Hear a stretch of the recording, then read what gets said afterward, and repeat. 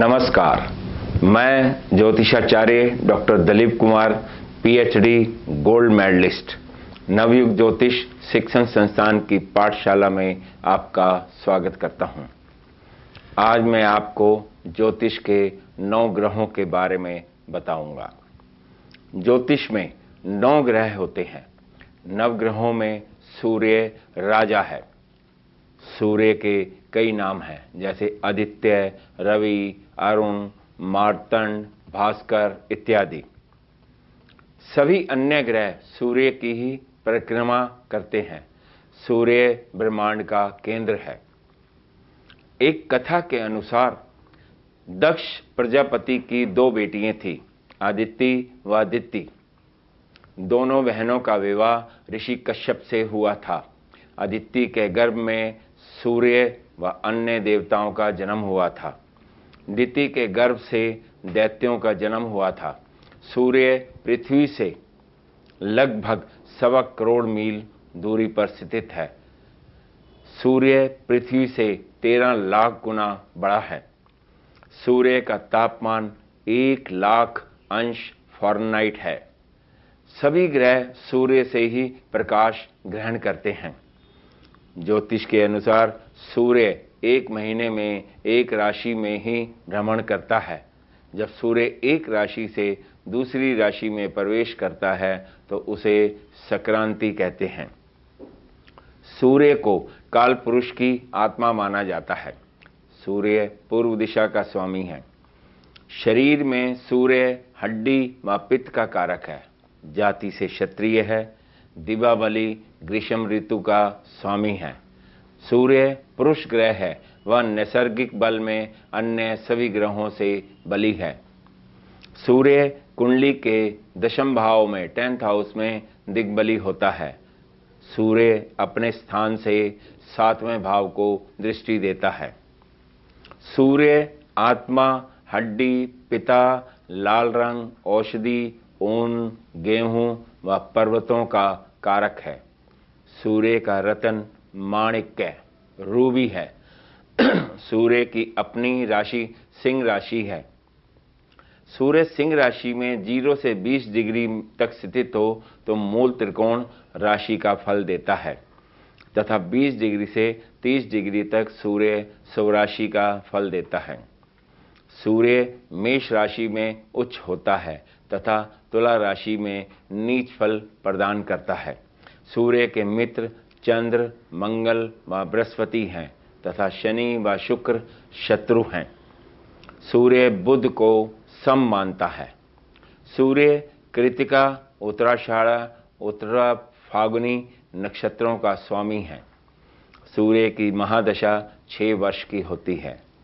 सूर्य जन्मकालीन नक्षत्र से जन्मकालीन चंद्रमा से ट्रांजिट करते समय तीसरे, छठे, 10वें व 11वें भाव में शुभ फल देता है तथा अन्य सभी भावों में अशुभ फल देता है।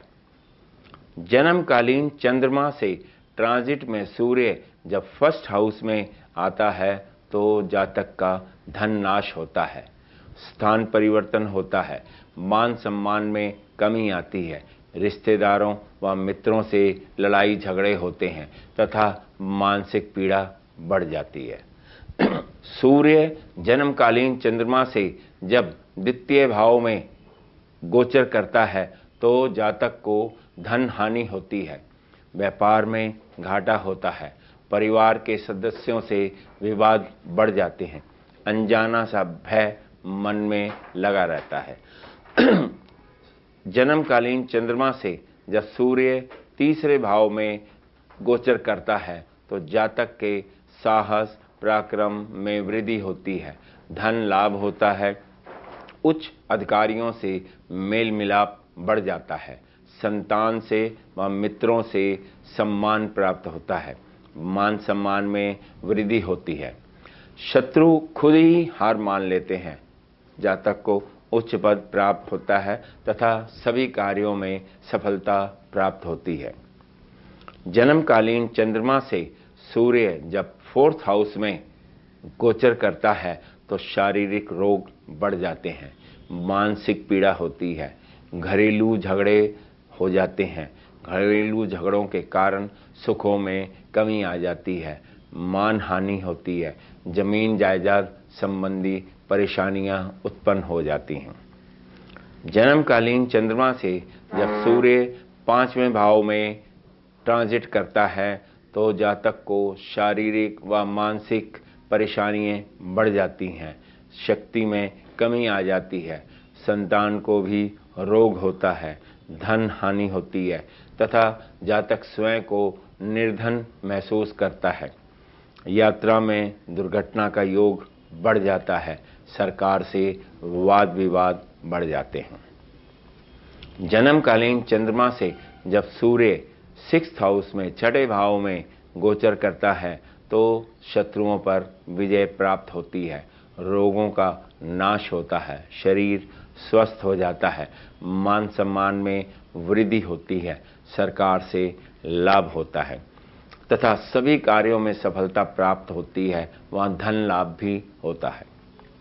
जन्मकालीन चंद्रमा से जब सूर्य 7वें भाव में ट्रांजिट करता है तो जातक का स्त्री व पुत्र बीमार हो जाते हैं, जीवन साथी से मनमुटाव हो जाता है, बिजनेस में या पार्टनरशिप में परेशानियां उत्पन्न हो जाती हैं, कार्यों में असफलता प्राप्त होती है, यात्रा में कष्ट होता है, धन हानि व मान सम्मान में कमी आ जाती है, पेट संबंधी प्रॉब्लम होती है तथा सिर में भी पीड़ा रहती है।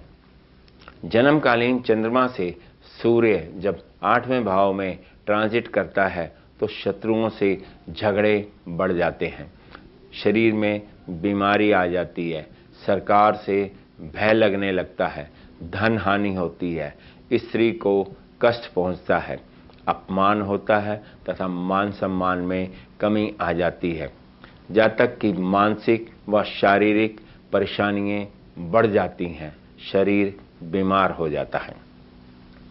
जन्मकालीन चंद्रमा से जब सूर्य 9th हाउस में गोचर करता है तो जातक के मान सम्मान में कमी आ जाती है, झूठे आरोप लगते हैं, आय की कमी होती है, धन हानि होती है, रोग के कारण मानसिक पीड़ा बढ़ जाती है, हर कार्य में असफलता मिलती है।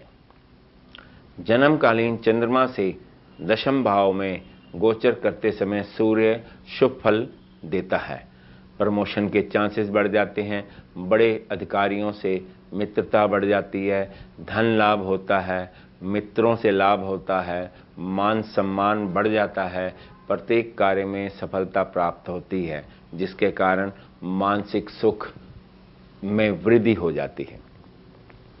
जन्मकालीन चंद्रमा से 11वें भाव में सूर्य का गोचर बहुत शुभ फल देता है, जातक को धन लाभ होता है, स्वास्थ्य अच्छा हो जाता है, बॉस से, राजा से, सरकार से विशेष लाभ प्राप्त होता है, पिता से संबंध अच्छे हो जाते हैं, प्रमोशन हो जाती है तथा घर में शुभ व मांगलिक कार्य होते हैं। जन्मकालीन चंद्रमा से 12th हाउस में यानी 12वें भाव में सूर्य का गोचर अशुभ फल देता है, जातक के खर्चे बढ़ जाते हैं, धन हानि होती है, स्वास्थ्य खराब हो जाता है, बिजनेस में लॉस होता है, आंखों में रोग उत्पन्न हो जाता है तथा मित्र भी शत्रु बन जाते हैं, अपमान का भय रहता है तथा अत्यंत कष्ट प्राप्त होते हैं। सूर्य यदि अशुभ फल दे रहा हो तो तांबे के लोटे में गुड़, लाल फूल, लाल चंदन व दूध मिलाकर सूर्य को अर्घ दें। अर्घ देते समय सूर्य मंत्र का जाप अवश्य करें। उपाय शुक्ल पक्ष के रविवार से ही स्टार्ट करना चाहिए। आदित्य हृदय स्रोत सूर्य के मंत्र जाप की एक माला यानी 108 बारी मंत्र जाप करें। सूर्य के शुभ फल में वृद्धि के लिए रविवार को फास्ट रखें तथा फास्ट वाले दिन, व्रत वाले दिन कोई एक लाल कपड़ा अवश्य पहने या जेब में लाल रुमाल रखें। फास्ट में एक समय भोजन बिना नमक के ही खाना चाहिए। भोजन में गेहूं की रोटी या दलिया, दूध, दही, चीनी ले सकते हैं तथा सूर्य मंत्र की एक माला जाप अवश्य करें। मेरी नई पुस्तक फलित ज्योतिष विशेष सूत्रम रिलीज हो चुकी है। जिसे भी इस पुस्तक को मंगाना हो, नीचे दिए गए एड्रेस पे फोन करके मंगा सकते हैं। नमस्कार।